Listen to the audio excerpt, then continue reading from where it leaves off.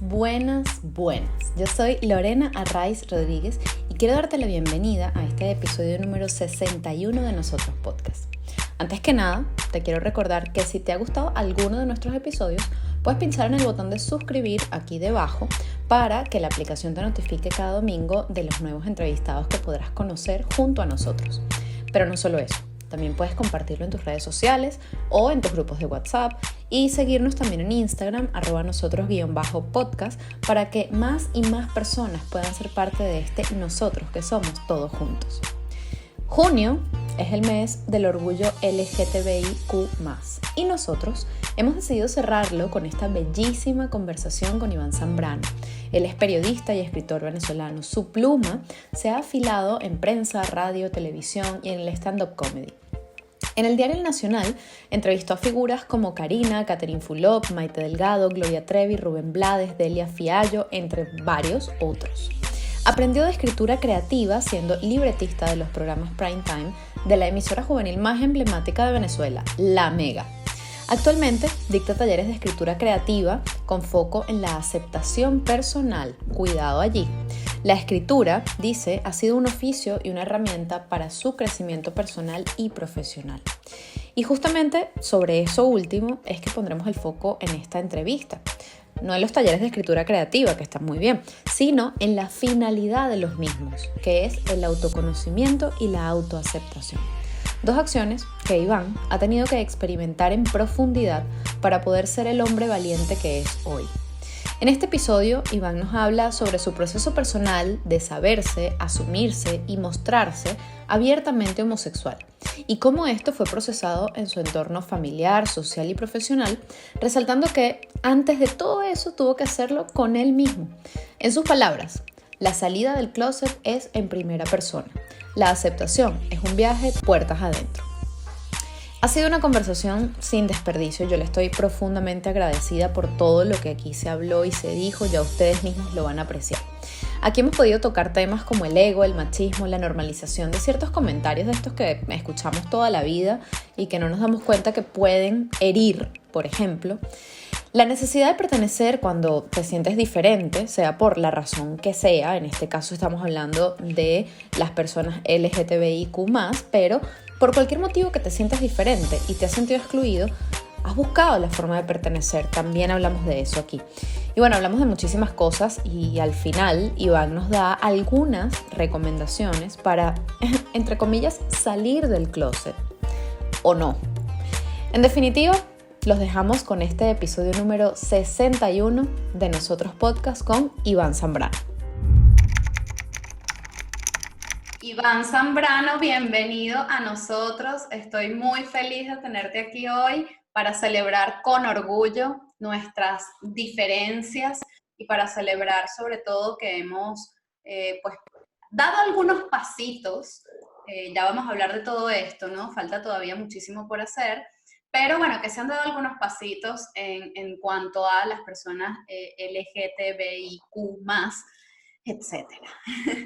En cualquier caso, bienvenido, de verdad, muchas gracias porque además aceptaste la invitación súper rápido y esto salió así, bueno, como tenía que salir y porque tenía que salir. Gracias. Maravilloso, Lorena, ¿no? Más bien gracias a ti por la invitación, ¿no? Y sobre todo por un tema en el que uno no suele poner en el currículo, ¿no? Que bueno, soy gay, no debería uno tener tener que salir a defender a otros, ¿no? Pero cuando entiendes que es en defensa propia, y aquí no que le esté haciendo promoción al podcast de Erika de la Vega, que la amamos, Sí. y además que ese nuevo podcast de Erika me ha ayudado a mí a entender muchísimas cosas de autoaceptación, ¿no? Y es parte del camino que he transitado. Por favor, después que pases con Lorena, vienes conmigo, Erika. Porque fíjate que con Erika yo me he identificado muchísimo, porque ella me parece que fue una figura que en la televisión rompió un molde. Y era, si bien en mi época, que era los 90, no había mayores figuras gays en televisión, Erika, sin ser gay, me demostró que el ser diferente podía tener un espacio, ¿no? Y creo que eso era lo que se valoraba de Erika, que era desenfadada, que era ella. Entonces, creo que también para muchos amigos gay, Erika significó eso. No sé en tu caso, cuando hablas de ella, si también tienes una conexión similar, ¿no? Porque antes, en la época de ella, las animadoras eran como más acartonadas en ciertas cosas, y vino ella con su Desparpajo. irreverencia a llevarse a medio mundo por delante. Yo dije, yo quiero ser como ella, ¿no? De alguna manera. Entonces, claro, como te decía, en televisión no existía tal vez un gay aspiracional en ese entonces, ¿no? Estaba Charlie Mata, estaban solo caricaturas de lo que la gente creía que era lo que iba a terminar un gay, ¿no? Que incluso a mí me daba miedo. Yo decía, pero, o sea, no puedo aspirar a hacer más nada. ¿Qué puedo ser? Y creo que eso me llevó a ser mejor alumno.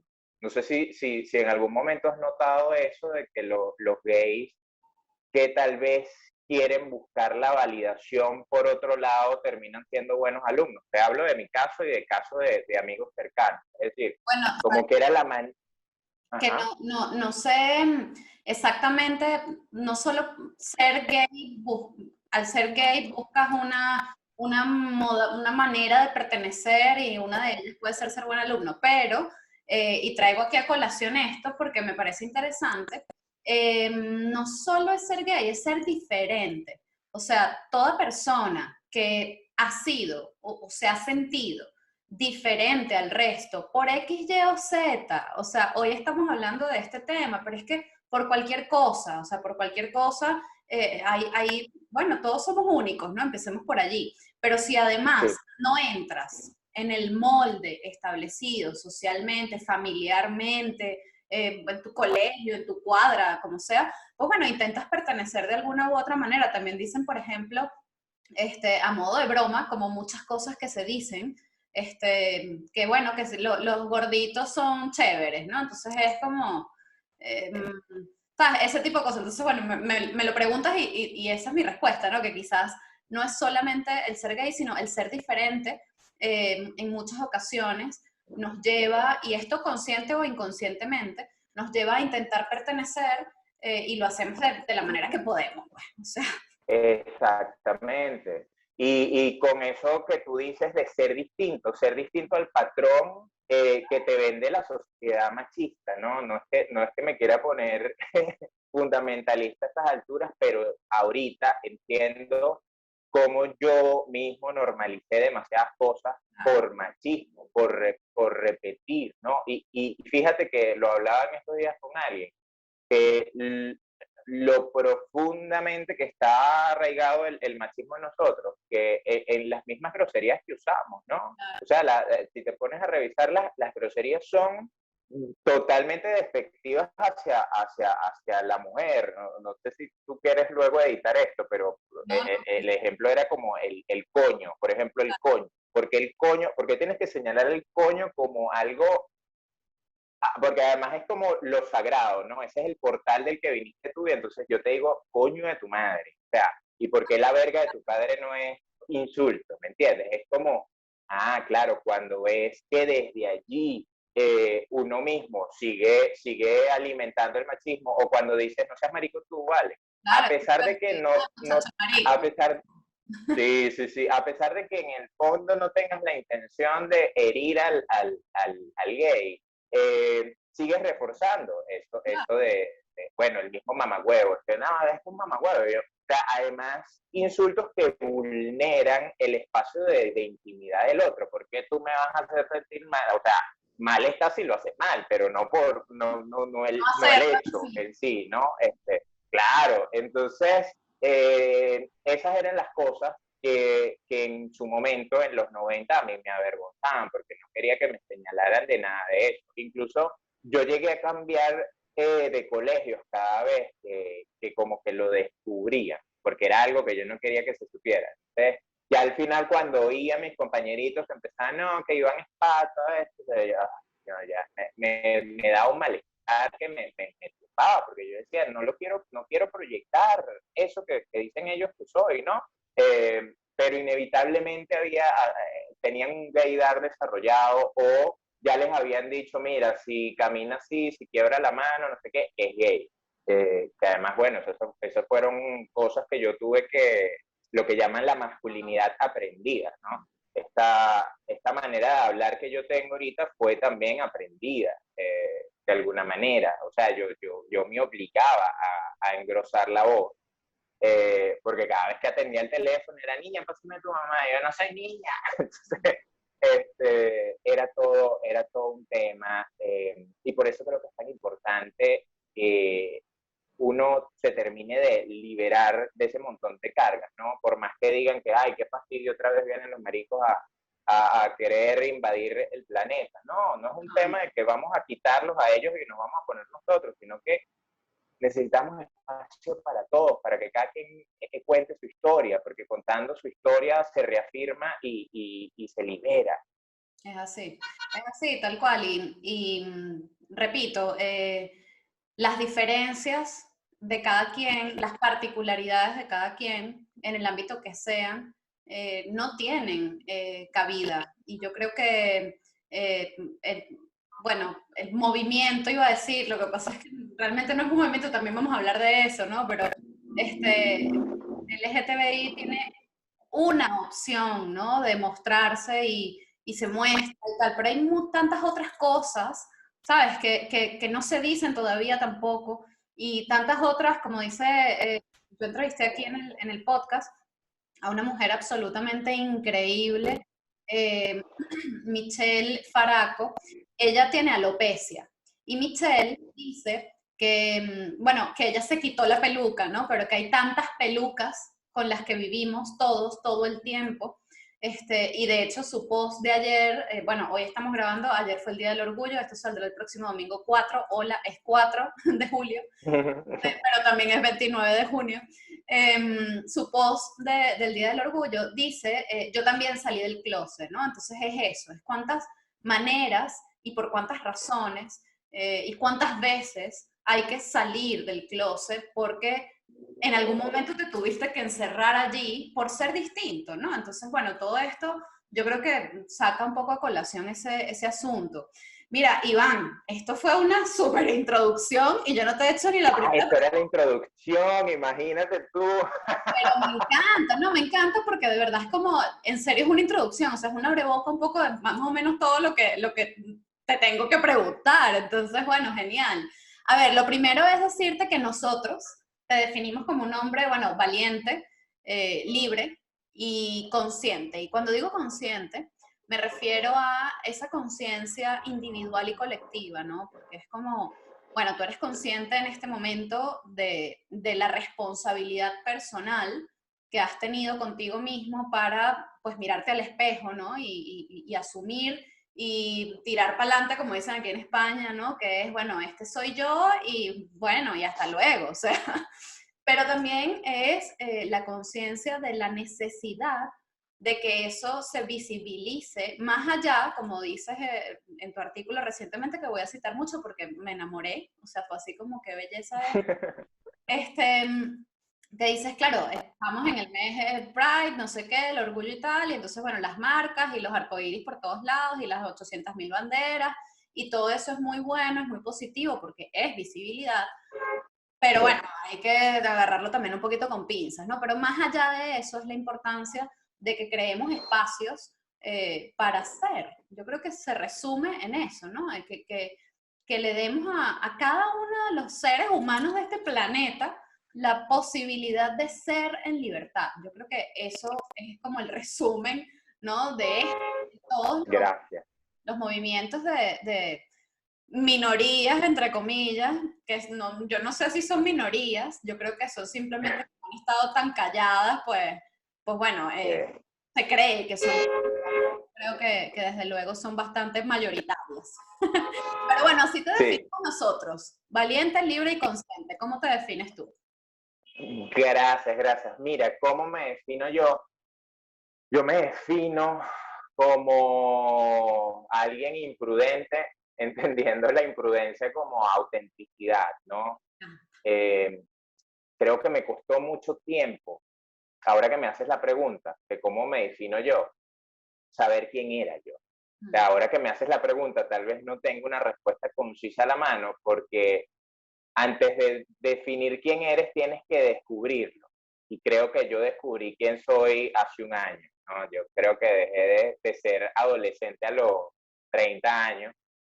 Eh, Dicen que la adolescencia dura hasta los 18, 20, pero el despertar que yo tuve a los 30 me dijo, claro, ya no estoy conectado con el ego, ya no quiero seguidores por seguidores, ya lo que estoy buscando es tener una voz que lleve un mensaje, ¿no?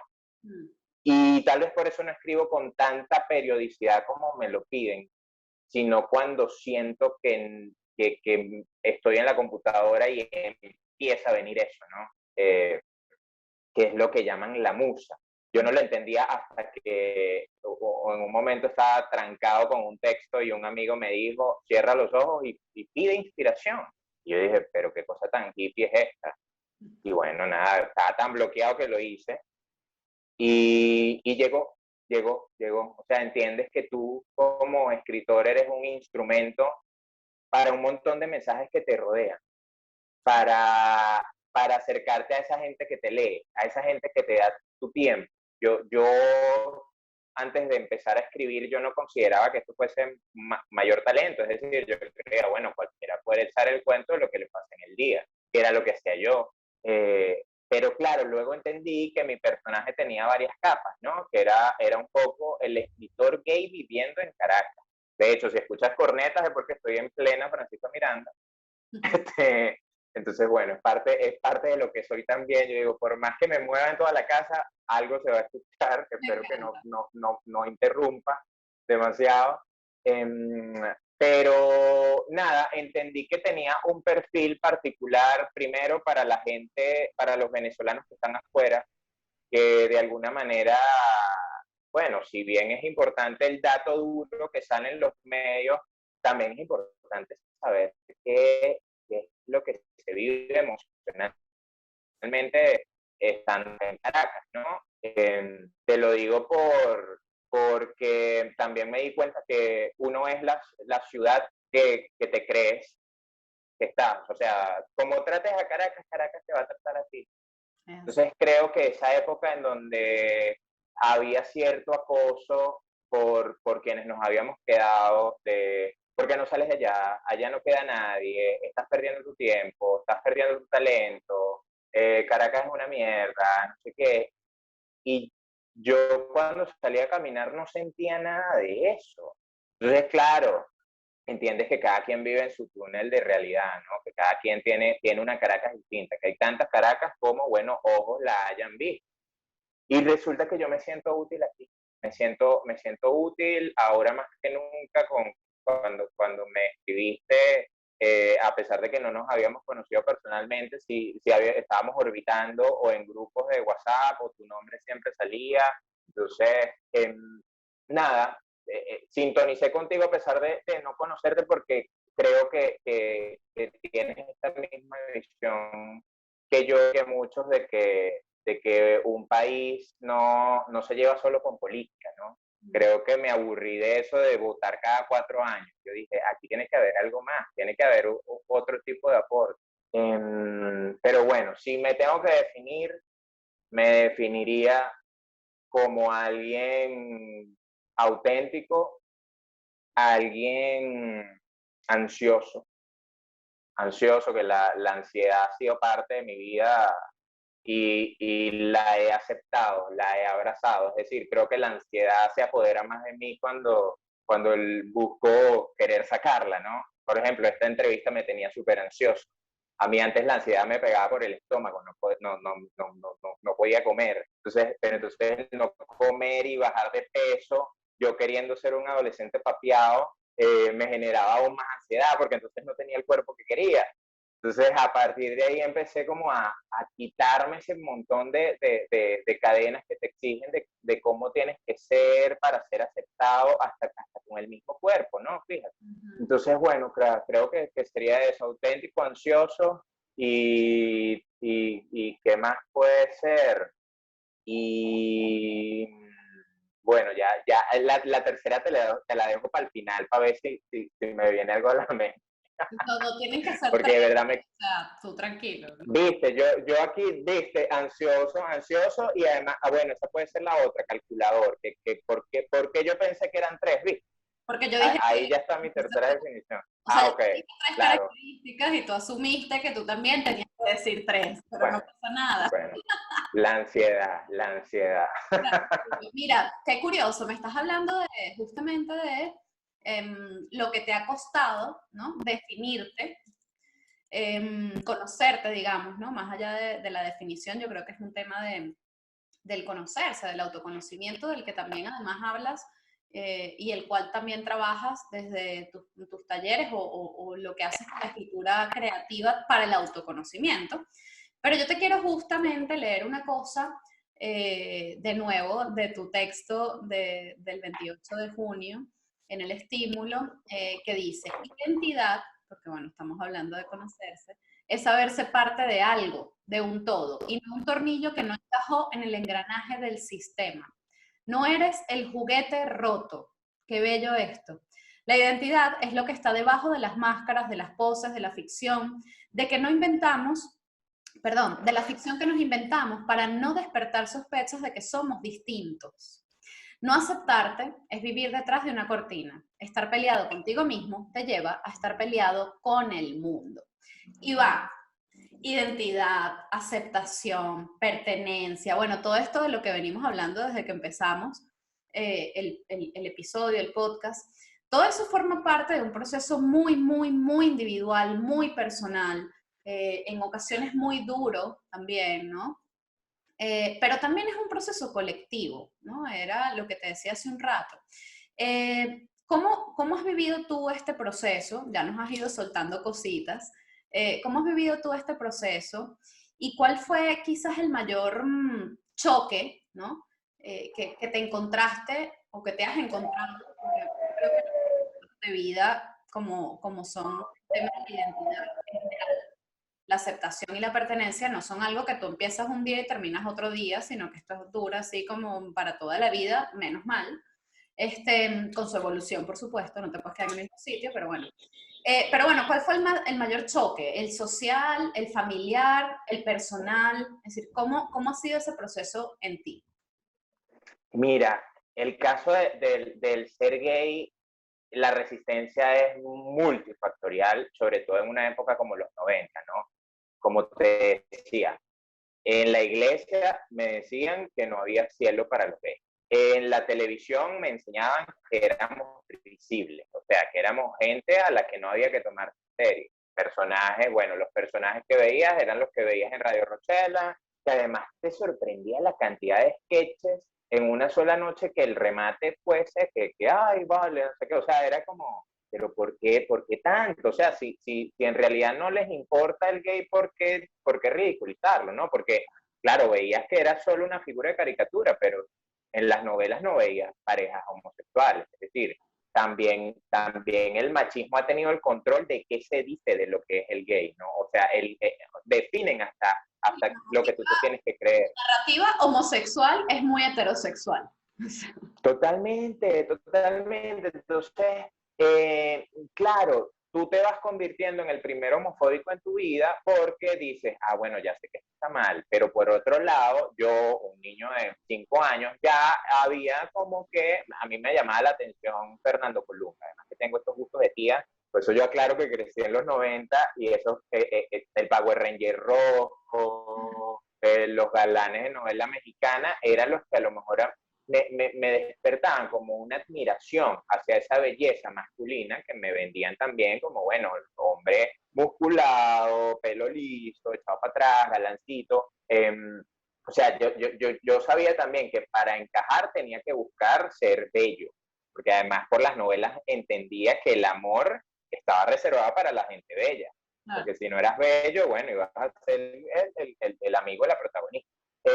Entonces, bueno, con respecto a las resistencias, eso de la invisibilización en la televisión fue una suerte de resistencia, que la publicidad también haya participado en algunos discursos de homofóbicos creyendo que se la estaban comiendo jugando. Por ejemplo, el refresco Parchita, el hit Parchita, en su momento tuvo un boom que era, no sé si recuerdas el comercial, que era un chamo que iba a pedir un refresco, entonces el refresco era de Parchita y le grita Parchita al cajero y el cajero era todo amanerado y le pega una cachetada. Eso lo veían en mi colegio y el juego en el recreo era caerle cachetadas a caerse cachetadas entre todos. Entonces era como que, no, bueno, pero ya me estás elevando el nivel de intimidación, ¿no? O sea, ahora estás cayendo cachetada al que tú creas que es Parchita. Entonces, claro, en mi casa yo siempre he tenido el amor de mis padres, pero bueno, claro, o sea, ningún padre en esa época quería que su hijo despertara sospechas de que fuese gay. Entonces, a lo mejor siempre estaba la advertencia de mosca con una vaina, no sé qué, o cuando íbamos para la casa de familiares, mira, ¿y cómo está la novia? Entonces, claro, uno se inventa que tienes la novia Maracay, o qué sé yo, no sé, o sea, vives demasiada ansiedad, programando respuestas, programando mentiras para no despertar alarma. Eh, Aunado a eso, bueno, también ver que en figuras de poder tenías que ser macho vernáculo, ¿no? O sea, no, los hombres con sensibilidad no tenían ningún tipo de espacio. A mí me gustaba artística, por ejemplo, y tuve que dejar de ser menos, sí, menos bueno en artística porque eso despertaba sospechas, como, bueno, pero mira, a este le gusta coser, este se aprendió todas las maneras de Qué coser. Entonces, bonito y cocina rico. exacto, entonces, claro, yo como siempre he tenido tan mala caligrafía, ese para mí era un refugio para decir, mira, pero no creo que sea gay porque tengo la letra fea. Fíjate que eso para mí fue un consuelo como hasta los 12 años. Claro, porque claro, de niño yo creía que era algo que se podía revertir. Claro. Yo digo, no, vale, ya, esto se me va a quitar. Mira, a mí me gustan las niñas, ¿no? Claro que también era como admiración hacia la belleza de las niñas bonitas que estudiaban en mi colegio.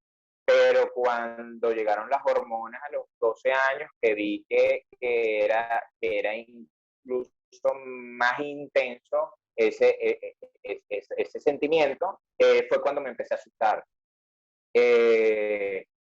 Y entonces le pedí el empate desesperado a mi mejor amiga en ese momento. Ella obviamente no se lo esperaba, yo tampoco me lo esperaba, fue como una decisión de emergencia porque no quería que me arrastrara a él. Ayer lo estaba conversando con mi mamá, precisamente. Y bueno, nada, finalmente como que poco a poco me fui a ver y la escritura para mí fue una herramienta de ir soltando, ¿no? Yo hice una carta a alguien que me gustaba, esa carta nunca llegó a esa persona, pero llegó a manos de mi mamá y era una carta en la que yo definía un poco mi proceso, ¿no?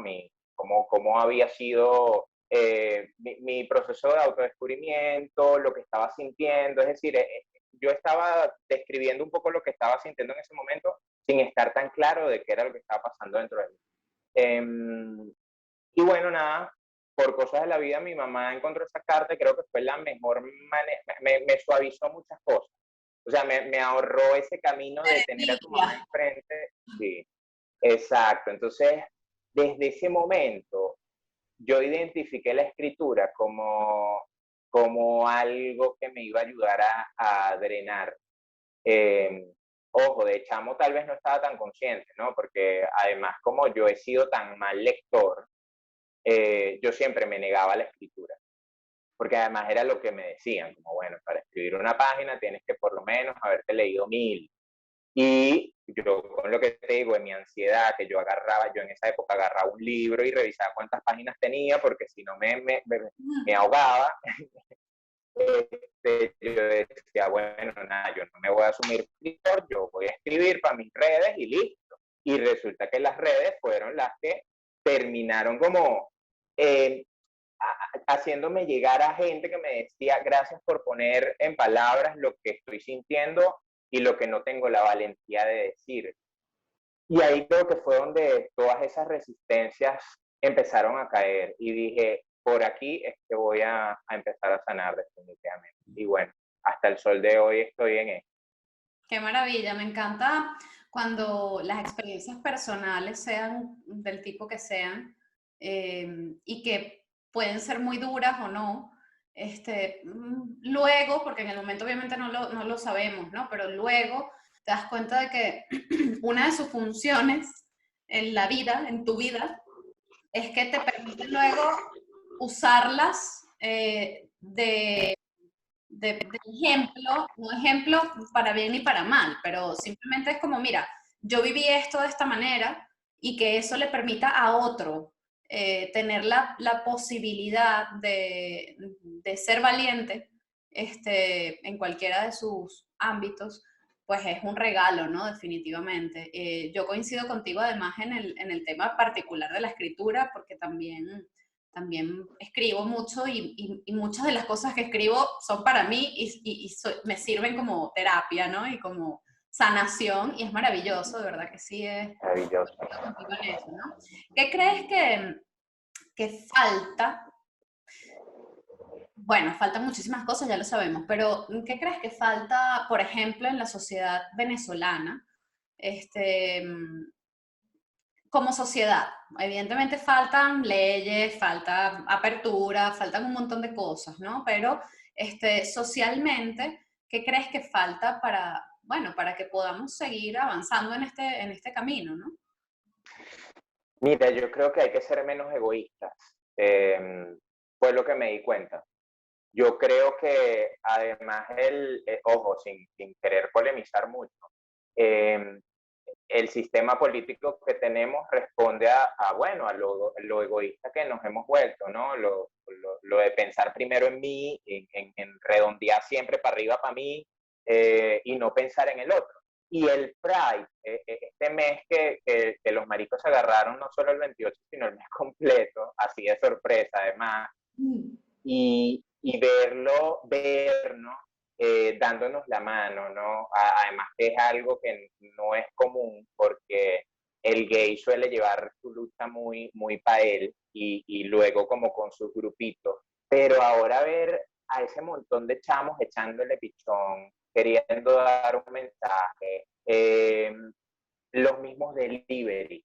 A mí me sorprendió cuando empezó la pandemia que amigos míos que estaban afuera me dijeron, ¿cómo es eso que en Venezuela hay delivery? Y yo, sí, bueno, empezaron los delivery, ajá, y no los roban. ¿Y cómo hacen los motorizados? Y le tienen confianza a los motorizados. Y, ajá, y pasó, pasó. O sea, hasta yo estoy sorprendido que el sistema de delivery además ayudó a que muchísima gente empezara a emprender, a decir, porque además la pandemia nos dejó a todos en esa posición, ¿no? De, bueno, tengo que aprender de marca personal, tengo que saber vender mis talentos sin que eso me dé pena, porque ese es el rollo, Lorena, que creo que nos enseñaron que hablar en primera persona y esto te lo digo desde el periodismo, era ser egoísta, ¿no? Porque primero está el otro, primero siempre está el otro, no te puedes dar licencia a ti de hablar en primera persona.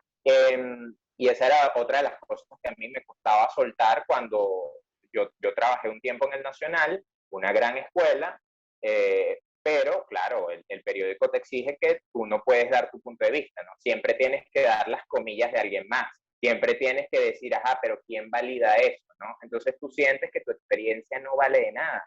Tal vez por eso para mí las redes fueron el espacio en el que me diera a conocer para que luego algunos medios me dijeran, ah, no, bueno, ahora vente para acá porque vemos que tienes cierta resonancia en redes. ¿Qué otra cosa haría falta en la sociedad venezolana? Autoestima por el país. Me di cuenta con el fenómeno Alex Tienda. Yo dije, tuvo que venir Alex Tienda, además chamo al que luego de ver el documental admiro profundamente por esa aventura que se lanzó, que se vino a Petare, que recolectó $100,000 para proyectos en Petare, que el chamo está mostrando cómo están invirtiendo eso, que los mismos chamos de Petare ya no se sienten marginados, ¿no? A mí, yo viviendo cerca de Petare, esa fue otra de mis vergüenzas, ¿no? Decir que, mire, ¿dónde ves tú? Bueno, en Petare. incluso para los taxistas. En los 90 tú le decías que ibas a petar, no, mira, te dejo en el Unicentro. Entonces, claro, había demasiada vergüenza alrededor y eso creo que se traslada a muchos venezolanos, ¿no? Creo que el chistecito de repetirnos lo de que vamos a renunciar a la nacionalidad, que el pasaporte no sirve de nada, no sé qué, eso ha ido como haciendo mella en nuestra autoestima como sociedad. Entonces, es como, ay, bueno, Venezuela, ¿para qué? Y ahorita yo estoy sintiendo esas ganas de la gente de saber que tocamos tanto fondo. Hubo una época en donde dijimos, bueno, pero ¿qué más fondo vamos a tocar? Y ya lo tocamos y estamos ahora confiando en nosotros mismos, confiando en que una cosa es Venezuela y otra cosa es lo que te pasa a ti como venezolano individual. Es decir, ojo, no vamos a negar una realidad, pero tienes que entender que tú eres un individuo que puedes tener condiciones extraordinarias en este país y es lo que yo he experimentado desde la escritura. O sea, yo no estaré escribiendo para grandes medios internacionales, pero me está leyendo gente que está encontrando respuestas en mis textos y para mí eso es valiosísimo ahorita. Antes a lo mejor no me daba cuenta, ¿no? Porque decía, bueno, estoy escribiendo de gratis para las redes, pero no, o sea, cuando ves la gratitud de la gente, cuando haces de esa gratitud algo para seguir edificando, te das cuenta además de lo importante que es tener la palabra gracias en la punta de la lengua. Eso creo que es lo que nos hace falta como sociedad, tener el gracias a la mano. Me gusta eso. Bueno, yo creo que sí, ser agradecidos y ser quizás un poquito más solidarios. No ser más solidarios, porque yo creo que por naturaleza lo somos, pero dejarnos mostrar más esa solidaridad, ¿no? Confiar, etcétera. Yo creo que sí, que va por ahí la cosa. Leo otro pedacito, el último ya que voy a leer, ¿vale? De tu artículo. La Gracias. la salida del closet es en primera persona. La aceptación, de nuevo la aceptación, es un viaje puertas adentro. El closet se sale a su tiempo, sin que te halen del brazo, sin que te digan que ya te descubrieron porque las puertas son transparentes. ¿Qué le dices, Iván, a la gente? Y ya no hablo de los jóvenes, que bueno, se suele decir eso, ¿no? Que a los chamos jóvenes, los adolescentes o tal, que chamos o chamas, o sea, da igual, que bueno, que no saben y tal. Bueno, además de los jóvenes, es decir, a cualquier persona que bueno, que todavía no ha podido, no ha querido, no ha sabido salir del closet. Es decir, ¿qué le dirías tú? 3 cosas. Va. Mira, ahora sí son 3, ¿viste? Ahora sí son 3. Ahora son 3. Bien ahí. Mira, creo que lo fundamental que le diría a esos jóvenes que están pensando dar el paso y que cada uno tendrá los motivos para no hacerlo, porque yo cuento con la fortuna de tener una familia maravillosa. O sea, te lo resumo en el hecho de que yo salí del closet y mi papá lo que me dijo fue, debe ser fregado cargar con eso toda la vida. O sea, para mí fue totalmente liberador que mi papá, además que la figura del padre en la salida de closet suele ser fundamental, ¿no? Porque tú lo que piensas es eso, ¿qué va a decir mi papá? Y entiendes que muchas veces la reacción que tienen los padres no responde a un odio hacia ti, sino a no querer que te hagan daño, porque ellos saben que por ser distinto la sociedad te puede fregar de alguna forma. Entonces, a esa gente que no se siente preparada para dar el paso, no se sienta tampoco ansiosa por tener que hacerlo. Lo que les diría es que busquen espacios de creación, escriban, canten, bailen, pinten. De alguna manera, si no es con palabras, el que sus cuerpos se exprese con sus luces y sus sombras, les va a permitir a ustedes tener un registro de cómo se sentían en ese momento, ¿no? Porque a lo mejor ahorita no están preparados, pero dentro de un año ven alguna obra que hicieron y recuerdan cómo se sentían y dicen, wow, uno sí crece, uno sí puede salir de los huecos. Creo que lo que hay que tener es certezas de eso, ¿no? Uno cree que vas a caer en huecos de los que más nunca vas a salir. Por eso le tiene miedo a las decisiones que sabes que estás postergando, ¿no? Creo que todos tenemos esas decisiones que sabemos que tenemos que tomar, que el instinto además nos dice que tenemos que tomar, No, hacemos lo que loco. la vida no, nos hacemos los locos y lo peor es que nos repiten la misma prueba con distintas personas a veces hasta que nos demos cuenta. Entonces, ahí te das cuenta que la clave es dejar de huir de ti mismo. Entonces, si tienes un grupo de apoyo, si tienes amigos, si tienes familia con la que te nazca salir del closet, hazlo. Pero si sientes que te va a pasar factura decírselo a alguien en específico, date tu tiempo. Pero lo importante es que te escuches qué es lo que te está frenando. Que cada quien tendrá esa respuesta, ¿no? O sea, porque muchas veces es la ansiedad la que habla, otras veces es la intuición, pero hay que cultivar el silencio precisamente para conocer el tono de cada una, ¿no? Y saber cuál es la respuesta adecuada. Me encanta lo de cultivar el silencio. Sí, importantísimo. La semana pasada lo estaba hablando con una de mis maestras recientes, ¿no? Uno se va encontrando maestros en el Y camino. se hacen amigos y es maravilloso. Amigos, tal cual. Y bueno, ella me decía algo así, ¿no? Que la importancia de cultivar el silencio nos llevaba a aprender a sostener el vacío que nos deja el no saber qué hacer cuando tenemos una decisión importante que tomar.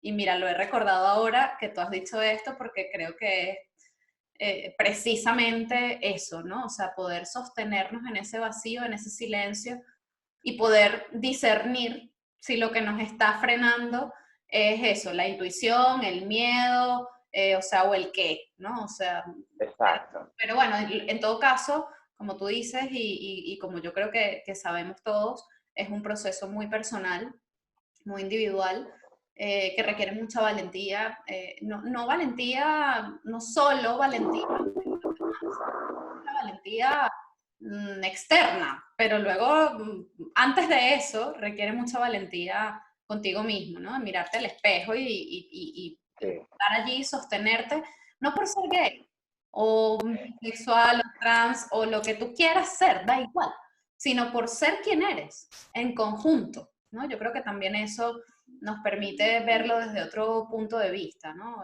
Pienso, Totalmente. lo sé. Iván, ¿con qué sueñas y a qué le temes? Mira, sueño con que cada vez más personas se den el chance de crear. Creo que los talleres, el yo dictar talleres siempre estuvo como presente en mi vida de alguna manera y yo no me sentía preparado para eso. O sea, yo decía que voy a estar yo diseñando un taller, ¿no? Porque además las veces que yo veía que alguien se lanzaba un taller, venía algún colega y decía, bueno, pero ¿quién es este que está dando taller de no sé qué broma, no sé qué? O sea, siempre criticándole las iniciativas a los otros, ¿no?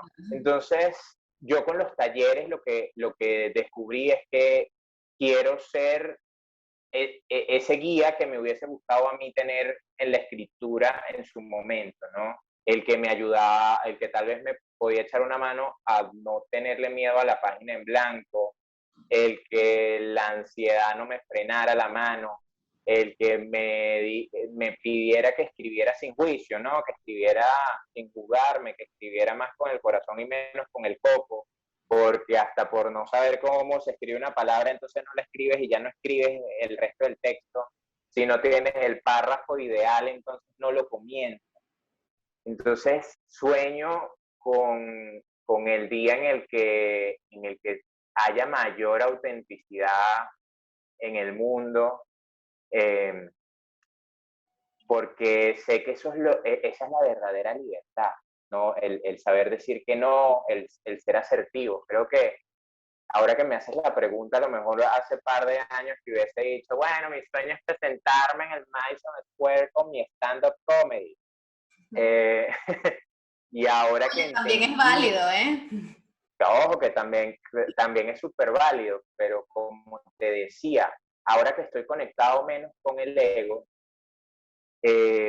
y salvando las enseñanzas de Erika, que Erika nos ha repetido que uno no es el trofeo que te dan y que ella es ese mejor ejemplo de transformación. Te das cuenta de las cosas que son realmente importantes, esas cosas que a lo mejor de niño te dicen que te van a dar en Navidad y tú dices, no, pero ¿qué es eso de que me regalen salud? ¿Qué es eso de que no? Eso es lo realmente importante. O sea, cuando te das cuenta que todo en la vida es un intercambio energético, cuidas mucho más las cosas a las que les prestas atención, cuidas mucho más el entorno. Dicen que uno es las 5 personas con las que más pasa tiempo. Entonces, claro, eso me lleva a mí a pensar a épocas de mi vida en donde me dejaba arrastrar por mis amigos, tal vez, porque yo no tenía la suficiente personalidad para decir que no a ciertas cosas, por ejemplo. Entonces, creo que mi sueño va encaminado en ese sentido. ¿Y a qué le temo? Fíjate que descubrí, hace poco leyendo, que solo existen 2 bandos, el amor y el miedo, ¿no? Entonces, el ver el miedo como un antónimo del amor me lleva a pensar que muchos de los miedos que tenemos son ansiedad, son escenarios que tal vez no se van a manifestar, son inseguridades, ¿no? Creo que lo que he hecho precisamente es combatir mis miedos.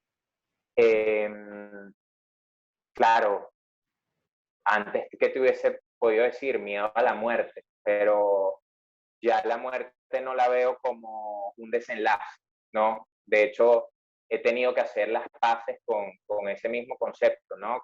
Creo que la pandemia nos puso a todos a reconciliarnos con el tema de la muerte, porque además en familias parece pavoso hablar de la muerte y cuánto trabajo nos la aligeraría si lo trabajáramos, ¿no? Empezando porque aprenderíamos a amar con desapego.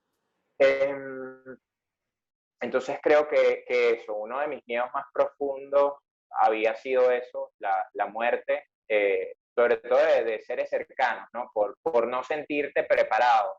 Pero cuando te conectas con el sentimiento de abundancia, sabes que nunca vas a estar solo y que la muerte más bien es como un inicio a algo más grande. Así que bueno, nada, lo que en este momento el miedo que puedo tener es a que llegue una gandola ahorita aquí a tocar más corneta, pero se han portado bien, ¿no? No se ha metido mucho la bulla. Yo te hablo de cultivar el silencio en plena Francisco de Miranda. Ahí Pues ya tengo un nuevo texto. eso es mucho más valioso. O sea, es muy fácil cultivar el silencio en un ashram, ¿sabes? O sea, estás ahí, claro, todo el mundo está meditando, pero claro, cultiva el silencio en plena Miranda o en pleno centro de Caracas o centro de Madrid incluso, ¿no? O sea, evidentemente, esa es la verdadera prueba. claro, o sea, al final va también de aprender a vivir, yo le llamo, bueno, yo no, mucha gente, espiritualidad práctica, ¿no? Es como aprender a vivir desde todos esos conceptos que vamos aprendiendo, todas esas herramientas que vamos adquiriendo para nuestra propia evolución personal, pero claro, las tenemos que aplicar pues en esta vida, ¿no? 3D, en la que hay que pagar cuentas, de estresarse, desestresarse, o sea, aquí no estamos flotando en una nube, ¿no? Entonces, bueno, exacto. eso es maravilloso. Bueno, y para terminar, lamentablemente, porque yo de verdad me quedaría hablando contigo, tengo que decir que Encantado. es el episodio número 61, creo, 61 del podcast y he tenido varios muy importantes, todos lo han sido, pero ha habido como unos que, wow, me sacuden y este es uno de ellos, así que te lo agradezco enormemente, con lo cual gracias a ti, aquí, bueno, hablando todo el día, ¿no? Pero bueno, te quiero preguntar para terminar, tierra, este podcast que se llama Nosotros, porque de alguna manera tiene la intención de reconstruir nuestro gentilicio desde lo que de verdad nos une, ¿no? Que es que somos humanos y somos venezolanos, pero somos seres humanos, ¿no? Con miedos, con alegrías, con tristezas, con closets, con pelucas, que diría Michelle, con reinvenciones, que diría Erika, y en fin, ¿no? Así haríamos una lista. Entonces, ¿qué es Venezuela para ti? ¿Y cómo crees, bueno, además tú estás en Venezuela, y cómo crees que podemos reconstruir ese gentilicio? Mira, yo aprendí que Venezuela no es lo que me enseñaron en geografía. Es decir, creo que yo aprendí a amar a Venezuela con desapego, ¿no? O sea, creo que Venezuela fue el primer amor con desapego que yo tuve porque entendí que el país para mí es la gente que yo he conocido acá. Es ese intercambio de energía que he tenido con familia, que he tenido con amigos, que he tenido con amores correspondidos y no correspondidos. Es el contexto en el que me tocó vivir. O sea, para mí Venezuela, más allá del Salto Ángel, la bandera y todo esto, ha sido una escuela de autoconocimiento, ¿no? Esto que hablábamos, de fácil cultivar el silencio en un lugar en el que no te perturben, pero el reto ha sido este, ¿no? Ha sido también descubrir, Lorena, que conceptos como la abundancia, son universales y que Venezuela no está excluida de eso y que por eso hay que cambiar al país desde el lenguaje, desde la manera en la que nos referimos a él, dejar de decir que aquí se quedaron nada más los que no pudieron salir, los conformistas, que los que están afuera fueron los que huyeron. Entonces, ahí es donde te digo que el egoísmo no debería seguir separándonos, ¿no? O sea, no pensar desde la cabeza del otro, sino tú mismo hacerte responsable del camino que ni siquiera que decidiste, sino que el camino que te tocó transitar, ¿no? Creo que eso cura muchísimas frustraciones. Creo que el venezolano vive de frustración en frustración.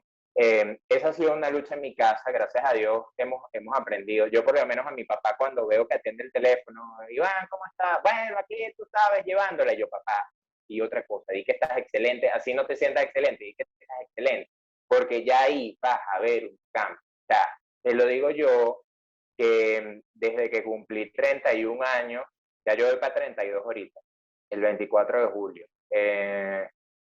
Me regalé el decir gracias en automático en la cabeza. O sea, yo no sé por qué estoy diciendo gracias, pero empiezo. Como si pusieras el VHS ahí el VHS, el Spotify en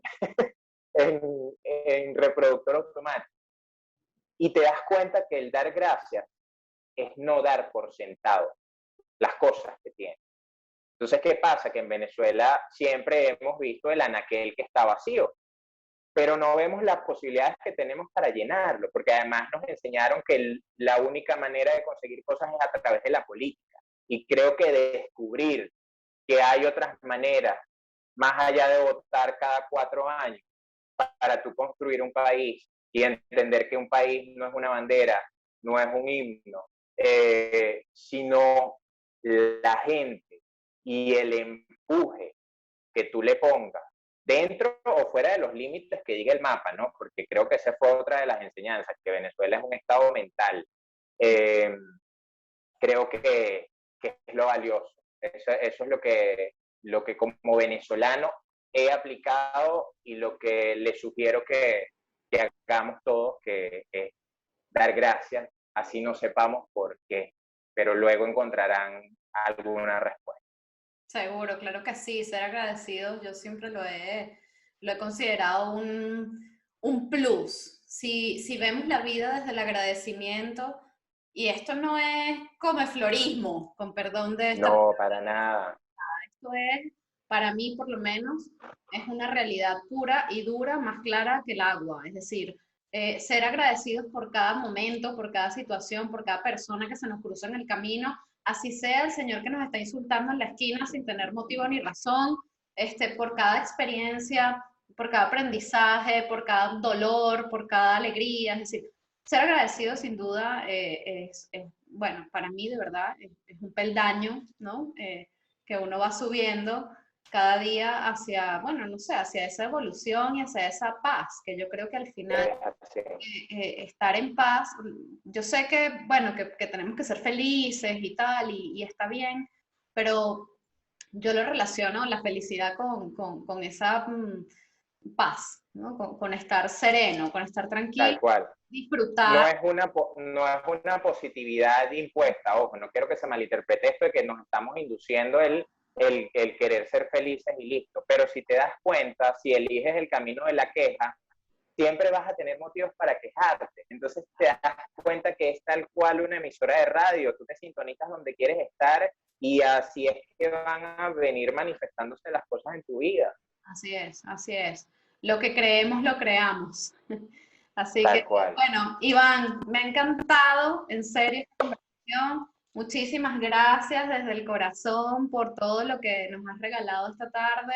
Muchas gracias a todos los que nos están escuchando o viendo. Y muchas gracias, sobre todo, a quienes a partir de aquí sientan, ojalá, yo con que sea una persona, ya voy a estar absolutamente feliz, sientan esa libertad de ser, que al final es lo verdaderamente importante, ¿no? Gracias, Iván. Valiosísimo. Gracias, Lorena. Besos. Nos vemos. Bendiciones. Esto es Nosotros Podcast, producido y conducido por Lorena Arraiz Rodríguez, con Patricia Ramírez en la edición, Mate González en la comunicación, música original de Diego Miquilena y animaciones de José Gregorio Ferrer. Recuerden seguirnos en nuestras redes sociales @nosotros_podcast y suscribirse en cualquiera de nuestras plataformas, YouTube, Spotify, Google, Apple, para que podamos estar más conectados y, muy importante, para que podamos compartir opiniones, sugerencias y peticiones, porque nosotros es eso, un punto de encuentro para recordar que somos tan solo una gota en el mar infinito de nuestro gentilicio.